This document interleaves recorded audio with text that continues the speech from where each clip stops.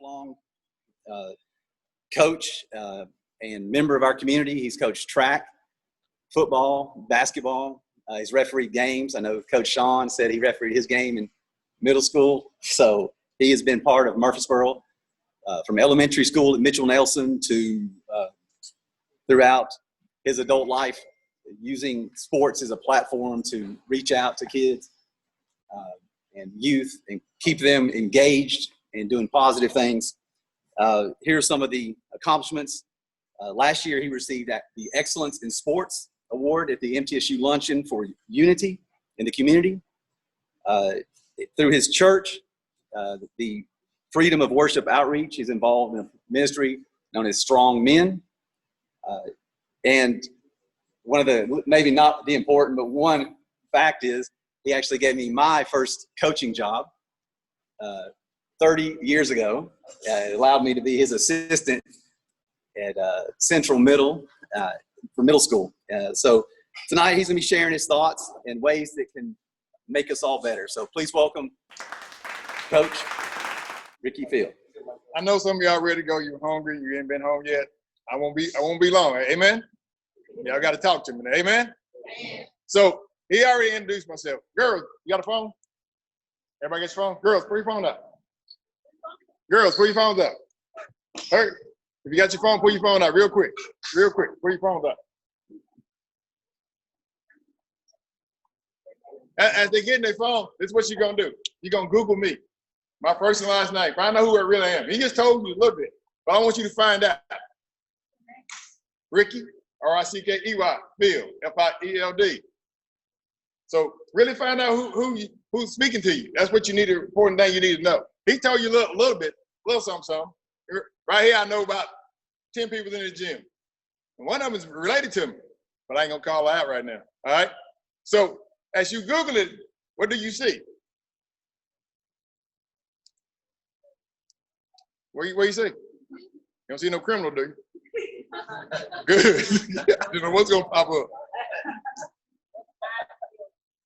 F-I-E-L-D, like track and field, like football field, softball field. So what? So I work at Riverdale. What else you see? Huh? I'm a health and wellness instructor. I'm the head of the department. So what else do you see? I'm a teacher for 36 years. I've been doing this. So what else? Ricky Henderson was the greatest leadoff hitter in the history of baseball. That's not me. I know. I know. See, that pops up when you start Googling people and searching things. You got to get to know the person and the personality of the person that you are Googling and what they're all about. Okay? Anybody else got anything else? Huh? That's not me. So you see some things, but in life, you got to get to know the people that you're around. Okay? What sometimes they put on social media may be true, may not be true. All right? But you got to really know that person. So you got to know your teammates and the people around you. So when you get to know your teammates and the people around you, then you excel in what you do. Okay? So you can put your phones up now. So you got to go. You probably go back to it. Let me search that guy again. All right. I got two things for you. All right? I'm going to let you get out of here. First thing is goal. Somebody Google goal. I'll tell me what your goal is. Somebody tell me what your goal is. You come to gym every day to work. What's your goal? Get better doing what? Basketball. How you get better doing it? What kind of practice? Hard as you can go. How hard can you go? Can you go 100 all the time? Can you go 100% every play? So that's your goal, to be able to go 100% every play that you do. I tell my kids all the time, be 100. So being 100 means what? You striving to get to 100 at all times. You're trying to keep it 100 all the time. So you got goals in your life. Some of y'all, how many of y'all seniors in here? Didn't get to do your last game of the year. How many of y'all, all of y'all underclassmen? Y'all got a bless. Y'all get to come back and have fun. You know, my seniors that I had didn't get to run the track meet. Never. All they did was practice on March the 13th. Their whole season was shut down. It was over. They couldn't Going nowhere, couldn't do nothing, had nothing to do. Their season was over. But fortunately, from the time they started, it's 4 of them going to college on a scholarship. 4 of them going. From the time they started track at Riverdale High School, 4 of them got college scholarship.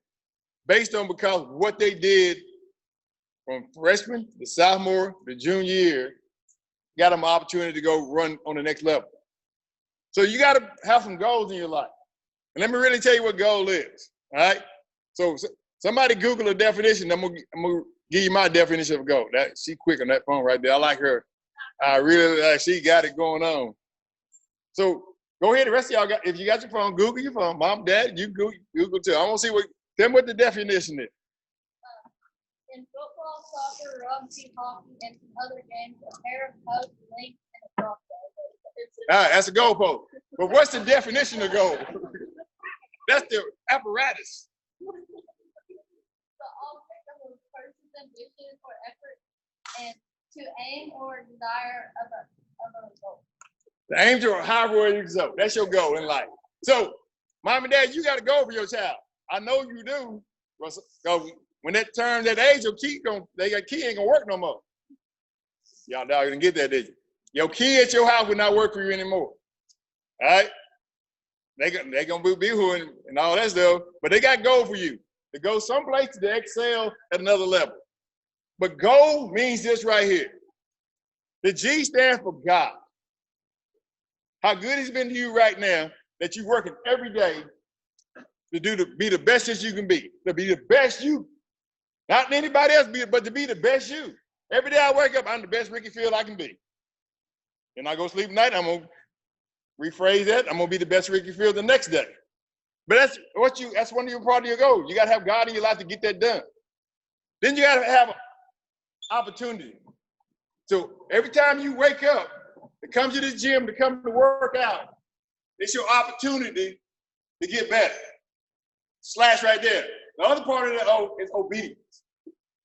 So when you understand that you obedience to your parents first, your coaches, and everybody who in your life is surrounded with you as an adult, obedience. You know what obedience will do for you? It will make you successful. It'll bring a blessing into you. The A, it means your attitude and your altitude. How high do you want to really go? Some of y'all want to play in the WNBA, but you got to work on your ability. You got to work on the ability. When you come in, you got to put forth the effort at all times. Every day you got to come ready to go. Then you got to have that positive attitude when you walk in the gym. Your attitude is always positive. You're going to do great things. That's how great people do. Great people have great attitudes. The L means the love. Do you love what you're doing?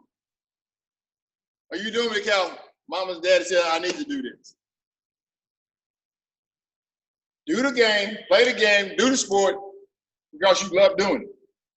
I love coaching. For 36 years, I've been coaching. I could have been a cook. I could have been probably a comedian. I could have been anything else, but I love to go and teach and coach. Over my 36 years, and not bragging, it's just fact, I've coached a guy that went to the NFL. I have coached guys who went on to run in the Olympics. I have coached guys and girls who go on to be successful doctors, lawyers, own their own business. I haven't coached people that didn't have any goal. They were great athletes. They didn't make it. They didn't make it. But you got to have that same drive that you want to be one of those great people in that great number of people.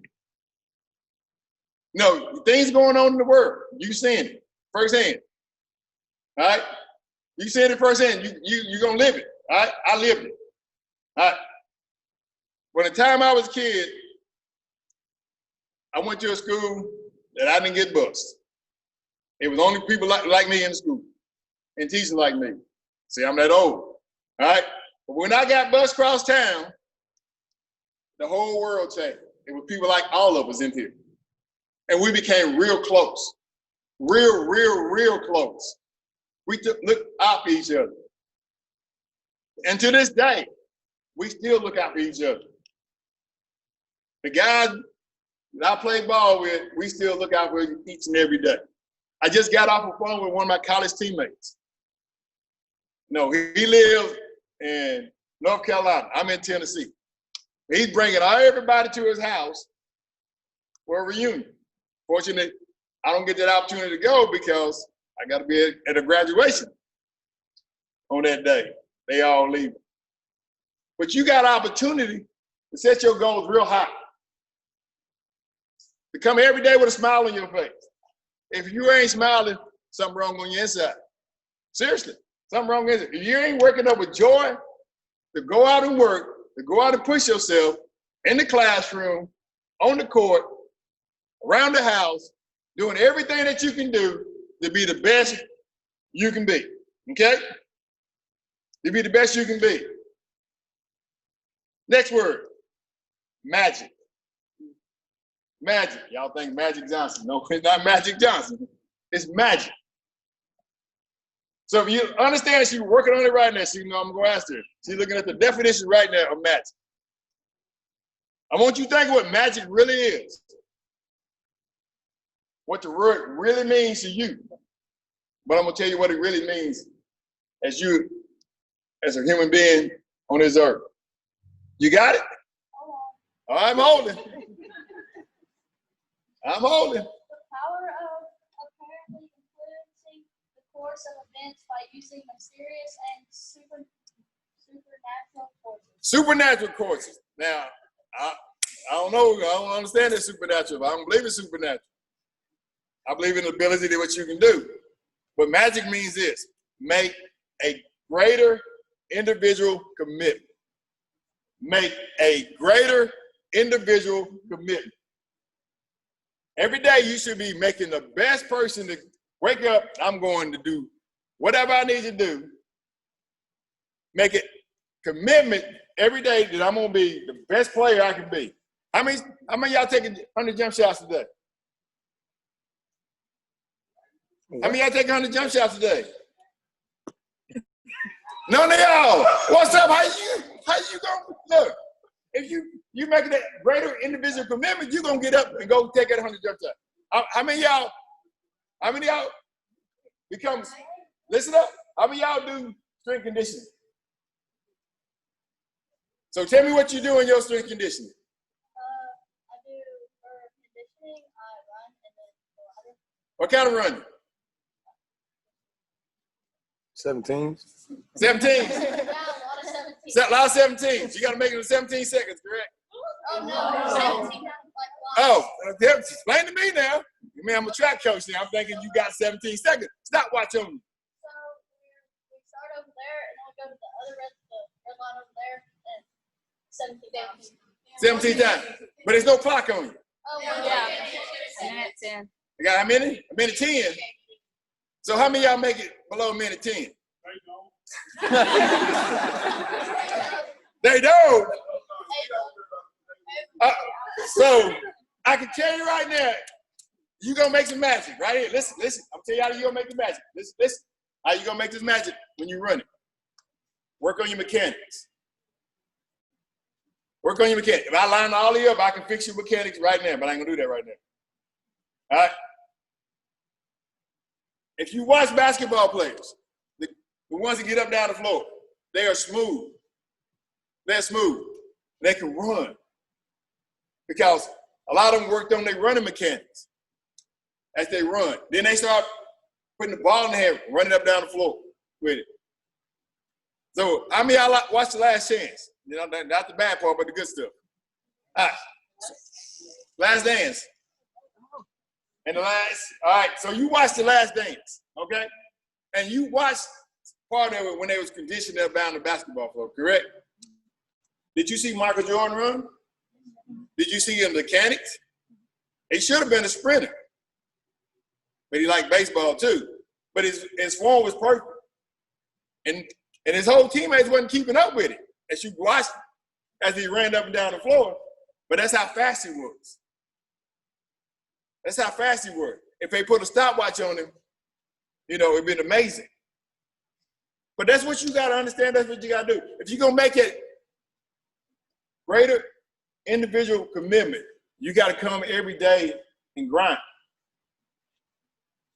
Tell my kids all the time, grind till you shine. Grind till you shine.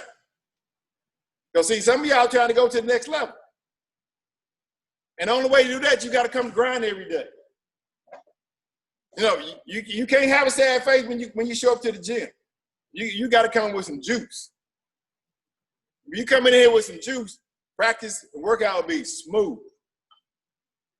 Coach won't have to say nothing to you.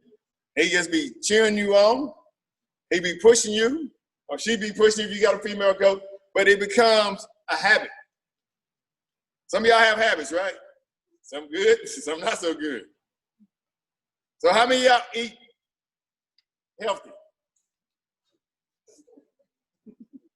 All right, I'm gonna eat. What you eat? Tell me what you eat.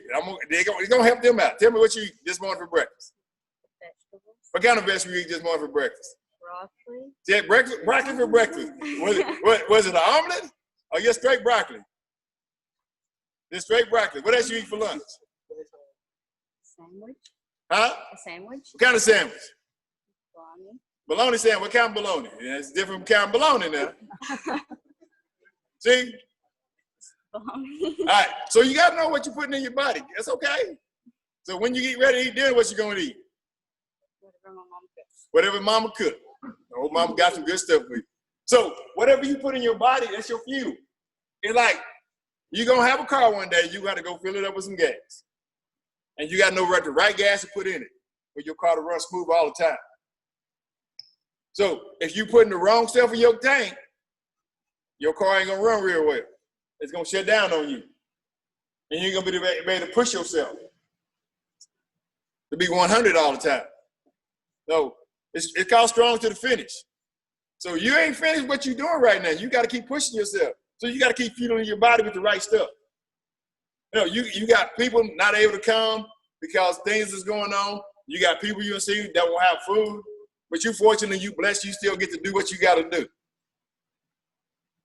So as you make a greater individual commitment, do your individual part, pull your teammates up to your level, and vice versa. Pull them up. Keep your commitment. Hey, I'm coming to the gym. You want to go with me? We're going to go shoot a 100 jump shot.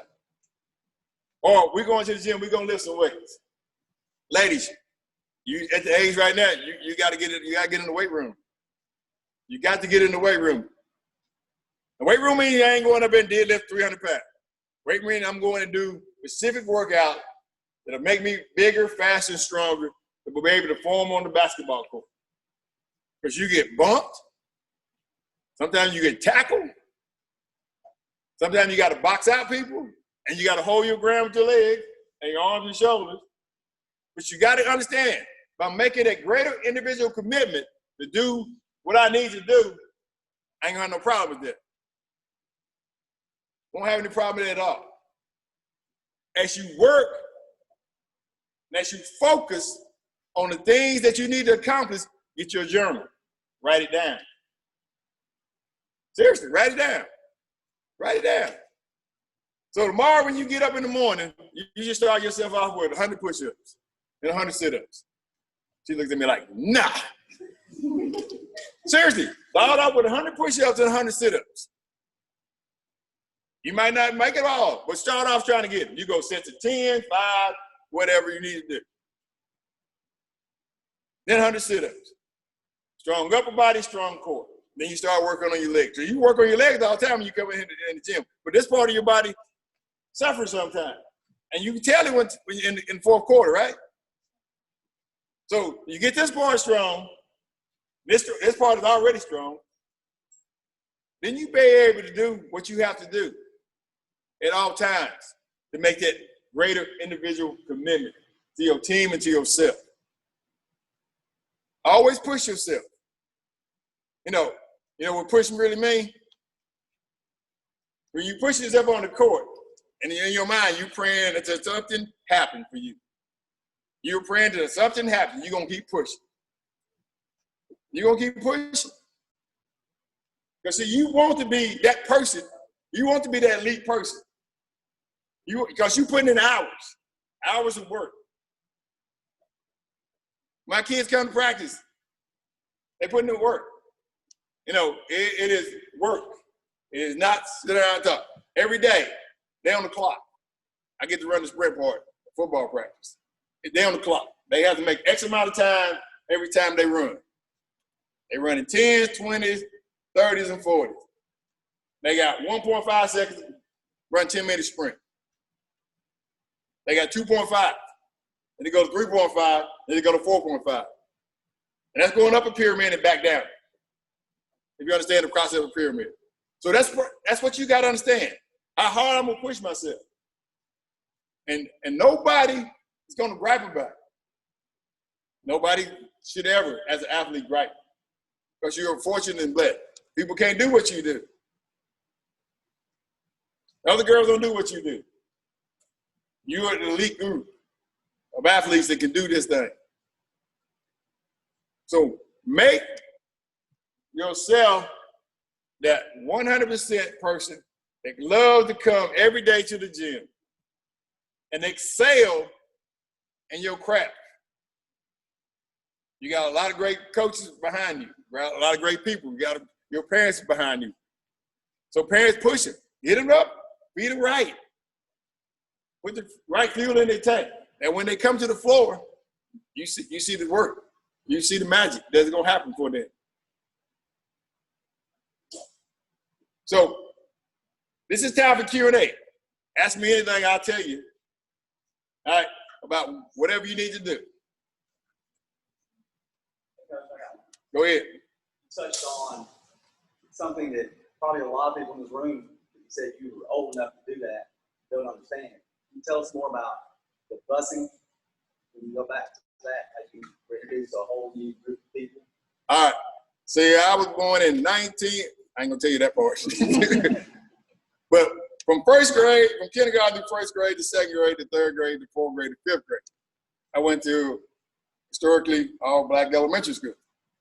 Some of y'all might know what it is. It's called Bradley.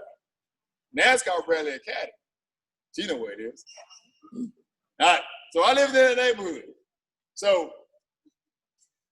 during that time, they started desegregation of school. And that neighborhood is Holloway High School, historically all black high school.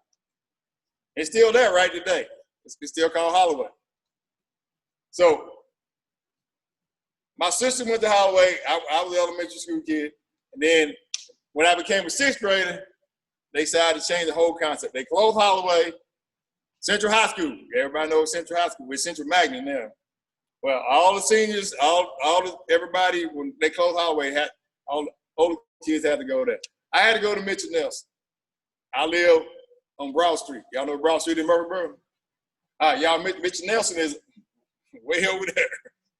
So I had to get on the bus every morning and go to Mitchell Nelson my whole sixth grade year. Didn't know nobody really on the bus, besides a few people. Didn't really know nobody in the school. But it became one of the best things in my life because we learned to be for each other, love each other, the teachers included. My sixth grade teacher, Ms. Atkinson, she took care of every kid. No, she didn't see color. She closed her eyes, she just see great people. She didn't think about it. She didn't talk about it. She just taught us what to do. My physical education teacher, named Mr. Roger Hedrick. The gym, they named the gym over Mr. Nelson after.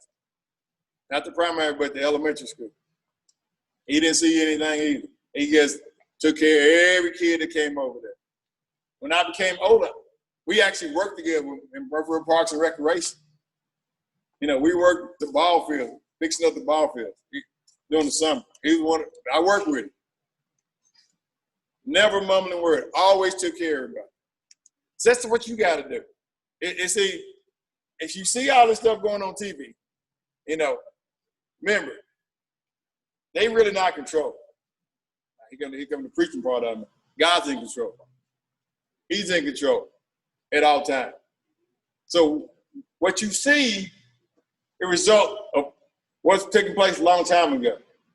In the Bible, it talks about it. If you go back and read James chapter 1, the whole book of James chapter 1, you're going to see it. You're going to see that. It comes back. But you're going to see the glory of it. Because when you go to college, instead of high school, when you go to college, when I went to college, my roommate was a Caucasian dude from New Jersey. He was a Southern boy from Murfreesboro, Tennessee, in a room with some dude from New Jersey. We had nothing in common besides playing football. But we understood each other, and we family loved each other. He knew everything about each other now. So during that time of unrest, it was already here. See, y'all just going through the next phase of it. But the good thing about it, you're all collective bargaining and here together, working for one common goal. That be the best basketball person you can be. All right, next question. Mom and Dad, you can ask too.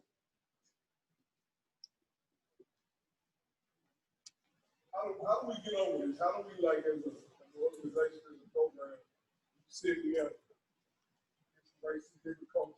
How do we start? Like, I have a lot of Caucasian friends that ask me, what can they do? How can we help?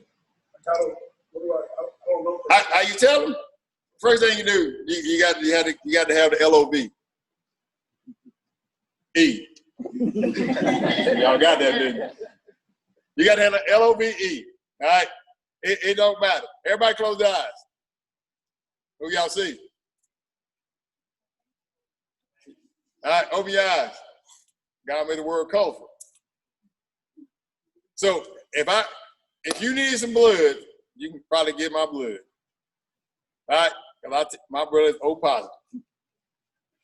It's O positive. You can get my blood. Anybody in this gym can get my blood. So you got to understand, we all in sitting together. It doesn't matter what your skin look like. It matters what your heart look like. That's how you get over it. You got to have a right heart. If your heart ain't right, it don't matter. You can be black, white, Puerto Rican, Mexican, don't matter. If your heart ain't right, you ain't gonna be right. So that's how you get your friend. Look, man, I'm with you. Before I left the house, I was watching the news. And it was out of the New York area, And it was two guys, they best friends. One's white, one's black. You probably gonna see it posted. They said, they was talking about not having any issues, being friends. I don't drink, but they said have a beer together. And what they was doing, they were neighbors. They sat in each other's yard, and they were sitting there being friends. And the guy who was Caucasian, he got up and started talking, and he broke down about how close he and his African-American friend was. And we know what his African-American friend did to him? Let me borrow you for a second. Yeah, just a little bit. Yeah. You know what his friend did? They were standing there talking. I think he looked like he looked at the beer. Yeah. All right, he did this right here. He started breaking down. He went and did this right here. That's what he did. Because they friends. They were love. Are we friends? Yes, sir. All the time. That's what it did. That's how you tell your friends to get over. It's about the LOVE. It's all about the love. So when you playing ball together, that's your sister. If y'all on the same team, y'all don't look like each other, right? Y'all don't talk like each other, but y'all sisters. Y'all sisters. So when you become older, or some of y'all else become older, that's your sister. So if you decide to get married, and she one of your best friends, you're gonna invite her to your wedding. She's gonna be in your wedding. This past weekend, we had our Riverdale Track and Field Hall of Fame inductee. We had the kids from the 70s. I wasn't teaching then, I was in school. We had the kids from the 80s. I was just graduating from college. We had the kids from the 90s. That was my first group in high school. And we had the kids from the 2000 era. And they all loved each other. It was black, white. They all loved each other. That's how tight they were. They didn't care. They was on the same team. They common goal was get the victory. We get the victory. So in life, that's what you got to do. You got to put it all aside the difference, where you come from. You know, some people pockets deeper than others. So you're going to have to bless those folks. You're going to have to take care of those folks at all times. I got a bunch of kids like that. Maybe some of them white, some of them black. You know, some of them Spanish Americans. So we take care of each other. And I tell my team, when we have a meeting like this, I tell my parents, we're a family. When we leave a track meet, that's what we break it down on. We're a family. Football guys, we walk out the field, we family. So that's how we operate. That's what for your friend you know. Y'all all this together, we family. We in the same business, doing the same thing, with one common goal, to see our kids become successful. And so when all my kids got back home, some of them came from South Carolina, all over the place, all of them Murfreesboro, Nashville there. Some couldn't get there. I got one lived in Germany. They ran for me. I got one, he couldn't get out of New York. He in New York, he can't get out. But they communicated and let me know. And unfortunately, we did the same thing. We had Facebook Live. They see their friends. And they were so blessed to see them be up on stage. We recognize them too, being inducted into the Track and Field Hall of Fame. So that's what you got to tell your friend. You got to force you to be there. Who's next? Don't be shy. Like every time we get somebody, everybody, go ahead, girlfriend.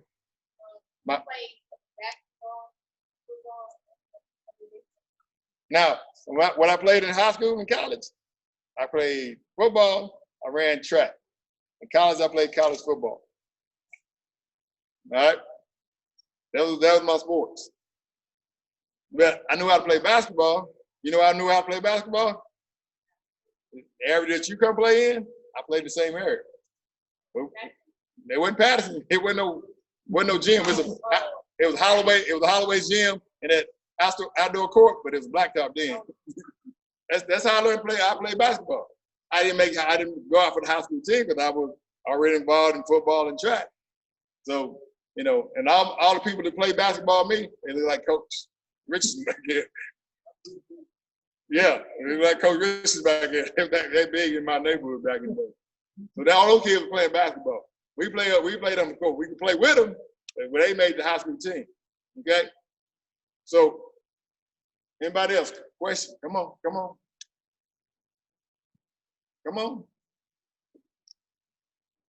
Because Brian, I think they're hungry. What position I played in college or high school? All right, in high school I played linebacker. All right, played tight end. All right, and in college I played wide receiver. I was one of those smaller guys in college. Then my senior year I became the defensive back. Right. I had a new coach, they moved me to defense. So I played defensive back. So, but I got, unfortunately I got to play on Saturdays. You know, when some people careers over there don't get to play on Saturday. You know, some people career they get to play on Sunday. But Saturday, that's what because I moved on to the next thing I had to do. Was get my college degree and graduate and do what I do. Next question, come on. Well, we ain't gonna be a coach.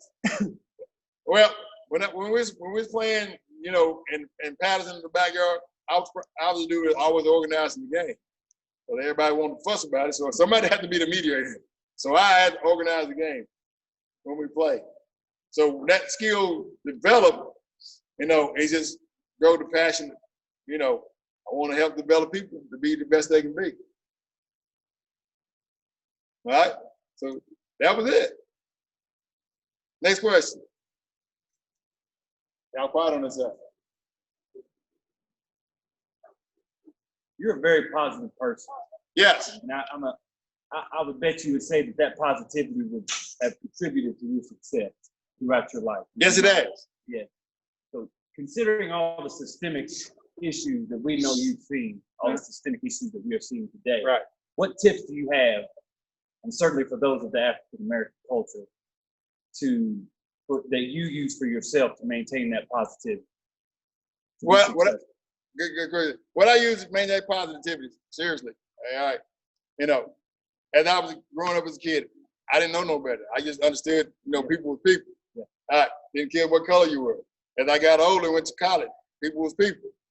I'm coming in this lifestyle now, people are still people. All right.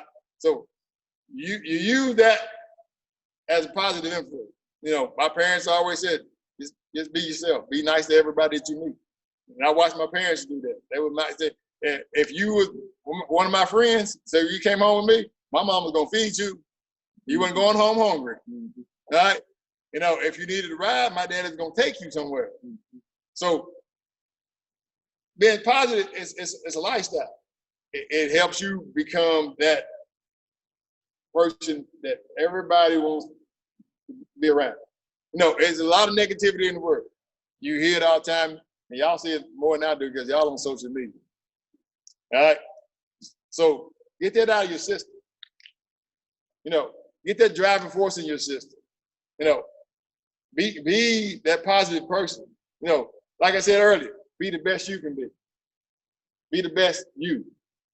Then you don't be worried about anybody else. If you're the best you, they're gonna they're gonna follow you. They're gonna follow your influence, which is a good influence. As you stated, I've seen some crazy stuff. All right. But if you being the best you can be, that crazy stuff don't come around you. It doesn't. It really don't come around. During the COVID-19, as a school teacher, it shut down. So I stayed positive, and they were saying this, they were saying this, they were saying this. And I knew people who got the disease. And some of it because they had underlying issues. But if you're taking care of your body, in terms, it's called a temple. If you're taking care of your temple, putting the right stuff in it, things don't happen to your body. All right? Things don't happen to your body. And you stay positive in your mind. See, that's what happens. People don't then stay positive in their mind. They start dreading this, they start dreading this, they start dreading this, they start dreading this. But if you understand the importance of you being you, like I said before, being 100, and you being positive all the time, everything around you be positive. Everything around you be positive. You got to have a passion. If you're a passionate person, you're gonna be a positive person. If you're passionate what you do, you're gonna be a positive person. As growing up, during that time frame, we all stay positive. We all say, Nike wasn't even invented then.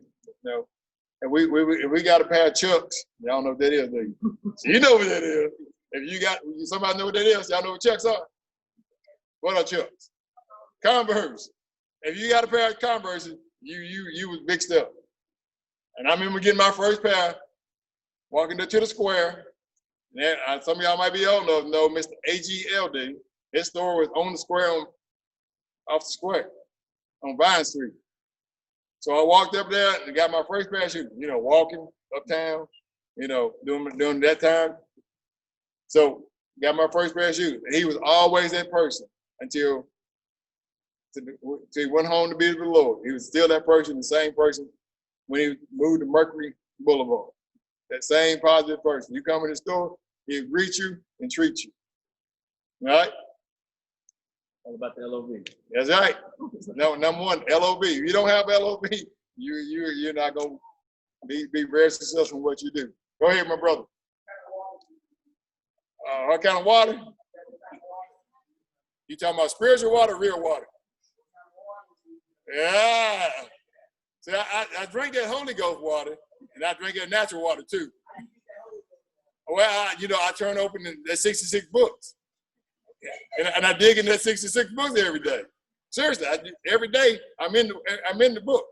See, you apply that book to your life, right? It's your life application. It's like getting some blood. You put it in, it's gonna come out. What you put in, what's gonna come out, right? Oh, Definitely. Once you read it, it gets instilled in you. It's got to come out of you. You're gonna live it that way. You know, y'all heard of fake? You can't be fake. Right? You can't be fake. Everything will show up and show out if you fake about it. If you really, really believe what you do and how you do it, and it shows up, it's in you, it shows when it comes out of it. All right? So if you plan well, I don't know who, what, when, how, but you can tell by the expression on your face, somebody know who that is. You can tell by the expression on your face and your demeanor that you know Jesus and how you operate in life, how you want to work in life, how you want to do things in life. So that's the thing that you got to think. Staying positive, staying focused. Next question. Did you go to school on a scholarship or was it like All right, that's a good question. I'm glad you asked that question. Fortunately, I didn't get a scholarship to go to college. Fortunately, I earned a scholarship when I got to college. You know what they call that? A walk-on. A walk-on. I walked on. My high school coach played at the university, Middle Tennessee State University, right in town where I went to. He played there. He actually got to come back to coach there. So my senior year said, Coach, can I go with you? I asked him, can I go with you? He said, yeah. My coach was a Caucasian guy. He said, yeah, I'm going to take you with me. So I got there. I was a walk-on. All the scholarship people were getting all the good stuff. We were getting stuff, but I don't think it was the good stuff. All right? And so I go to practices like they did. I had the same time to eat when they did. I had the same curfew time they did. But by the time my freshman year was over, I was on scholarship. And by the time my sophomore, junior year, senior year, I was starting and playing. So it's a great opportunity, but you guys have a better opportunity now because female athletes, they have scholarships waiting for you. Every division, every level. Now you ain't got to go Division I. You go play Division II, III, whatever. What you're going to do is play basketball to get that diploma. When you walk across the stage, your mom and dad is showing that sign. Yeah, that's my baby. That's what you're going to get. So when you get that scholarship, it's going to move you to another level. It's going to move you to another level of things you want to do in life. Next question. Anybody else? So I'm going to leave you with this right here. Love the people you're playing with. Love the thing that you do. And do it well each and every day. Come with a focus. Come with a heart to be the best you can be on each and given day. When you lay down at night, you say, Lord, thank you. When you wake up in the morning, you say, Lord, thank you. That you get another opportunity to be the best you can be on that day. God bless you.